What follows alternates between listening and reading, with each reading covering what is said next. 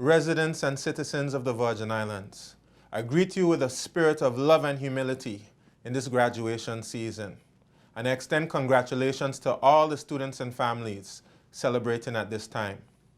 By now, many persons would be aware that I made a decision in regard to what the pass mark for the exit proficiency examination should be. This government is a government of transparency, and therefore I'm happy to discuss the context and rationale for such a decision, and allay the concerns of well-meaning individuals who may question the impact of such a decision on the integrity of our graduation results and our education system as a whole. Firstly, it is important to say that I am an educator, and I come from a family of educators. I have educated myself on the highest level, obtaining a doctorate of philosophy from one of the best schools in the world. I have competed against students from Harvard, Princeton, Yale, UC Berkeley, MIT. I know the high standards students must meet internationally, and I assure you that by no means am I seeking to handicap our students. Additionally, I must inform you, I understand very well that failure is a very important part of the learning process. Shifting standards to accommodate poor performing students sends the wrong message. As a lecturer at HLSCC, I nearly failed an entire class one semester because they plagiarized. They did not deserve to pass, and I had no qualms about giving them the grade they deserved.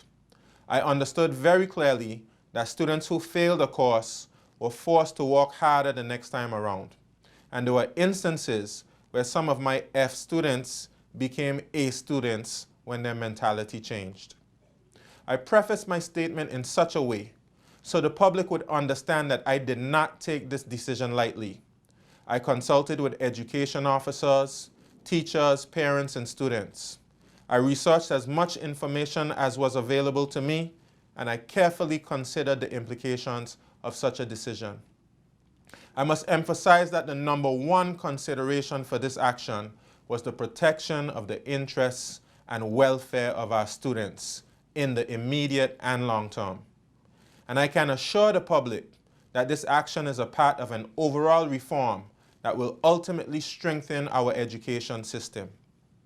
Every credible educator, teacher, principal, or education officer knows, or should know, that there's a general principle that teachers should not test what they have not taught, and learning is not complete until you have provided opportunities for practice.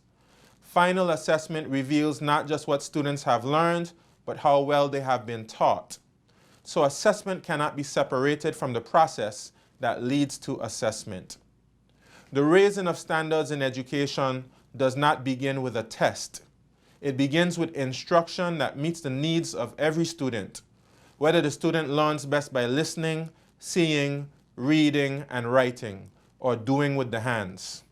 It begins with teachers who have the training that prepares them to execute, principals who have the willingness and the ability to lead and supervise the process, and education officers who have the knowledge, the ability, and the dedication to oversee the entire process. Allow me to give some background on the exit proficiency examination and give the rationale for my decision.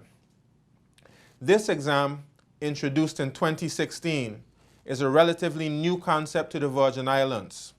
It replaced the school leaving examination, which accounted for 15% of the requirements towards graduation. If students did well in their coursework throughout the year, but did not do well on the school leaving exam, they could still graduate. Partly in reaction to this reality, the ministry introduced an exam that students had to pass in order to graduate. Therefore, if students passed all other requirements and even thrived in their 6 years of secondary school, they would not be able to graduate if they did not test well. Very early in my tenure as education minister, I discovered there were a number of students who were honor students who failed the EPE. A profile of the grades of some students who failed will further illuminate this point. One student was not going to be able to graduate because she failed the exam. But in her final year at ESHS, she had a 3.4 GPA, far higher than many students who would be receiving their diplomas. Her grades in her final year were as follows: English B, Social Studies A-, Technical Drawing B+, Physical Education A+, Human and Social Biology C+, Woodwork B+, Electronic Document Preparation B+, Tourism A+, Math B+. This type of profile was not unique. There were several other students failing with GPAs above 3.0. This reality led to two important questions. How was it possible that students would perform so well during the course of the school year but fail this exam? And what was this exam measuring? These questions prompted further investigation, which revealed the following conclusions. 1. The teachers with the responsibility of preparing the students had never seen an EPE exam. They were not privy to the results of past exams and felt handicapped in preparing students to improve their results. 2. After failing the EPE, students could not see what questions they got wrong in order to determine what their weak areas were. 3. It was unclear how the results of the EPE were used to improve teaching and learning. 4. Teachers believed that the shift system impacted students' preparation for the EPE. 5. The learning environment following the storms was not ideal, including students being housed in a warehouse where there is constant noise for the duration of the school day. 6. The format of the exam was much different than the students were accustomed to. 7. In some cases, the instructions on the exam were different to what the children were accustomed to. 8. The anxiety associated with this heavily weighted exam impacted students' performance. 9. And finally, the pass mark for the exam was different from the pass mark the students used all year. As a result of my investigations, I concluded that there were significant gaps between the expectations of the ministry and the process of teaching and learning in the schools, and that put the students at a disadvantage. After a careful examination of the facts, it would be callous for me to ignore the blatant ways in which students were placed at a disadvantage. I know I'm being accused of watering down standards, but these standards must be fair and they must be consistent. The concepts that students are instructed on must be the same concepts they are tested on. The pass mark that students must achieve at the beginning of the process must be the same pass mark that they have in the end. When the system lacks consistency and fairness, another problem is created that has very far-reaching consequences. Students who have worked hard and in some cases are honor students would be denied the opportunity to participate in one of the most memorable experiences of their young lives. This can result in emotional trauma that, in my view, is inexcusable. Not receiving a diploma will result in a black mark on their record that could affect their prospects going forward.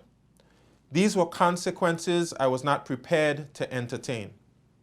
I am absolutely certain that there are students among this group who will thrive in tertiary studies and in the workforce. Let them say that the government and Ministry of Education did not unfairly hold them back, but pushed them towards their destiny. And this was the background upon which I made the decision. Not simply to lower the pass mark of the exam, but to align the pass mark of the exam with the school standards. This means that if the school has a pass mark of 55, the exam will have a pass mark of 55. If the school has a pass mark of 60, the exam will have a pass mark of 60. This was the right decision.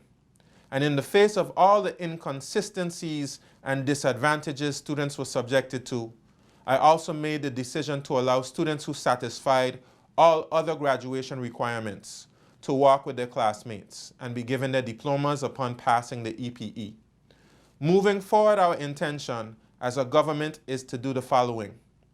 Number 1, review the current education policies that govern pre-primary, primary, secondary, technical, and vocational education. 2, where necessary, upgrade existing policy structures to reflect our collective vision for the territory's human capital development. 3, ensure alignment between education policies, the curricula for schools, and the Education Act. 4, streamline education and training objectives with the labor market, demands and requirements. And 5, establish a clear policy for inclusion across all aspects of the education system that supports international standards of best practice. During this process, the methodologies applied in the assessment of students and the graduation requirements would be reviewed. Before I close, I want to reiterate that the course of action that has been adopted does not compromise the integrity or the standards of our secondary education system. Rather, it is an effort to protect the integrity of the system. I am an academic. I'm also an educator, as well as a lifelong student. Standards are very important in the academic world. I fully appreciate what it means for the rest of the world to respect the qualification that an individual presents. And therefore, I hope that you will trust me when I say that I will never allow anything to be done that compromises the value that is associated with participation in and graduation from our education system. In closing, I hope that I have been clear in explaining the rationale for the decision to align the pass mark for this year's exit proficiency examination. I hope that everyone in the territory will support the ultimate goals of this decision, which is to protect our young people from inconsistent and unfair policies and practices within our education system. In due course, I will share more details of this government's vision for the reform of the education sector. The government has every intention of consulting with the stakeholders in the reform process throughout my tenure as minister. I thank you for your kind attention.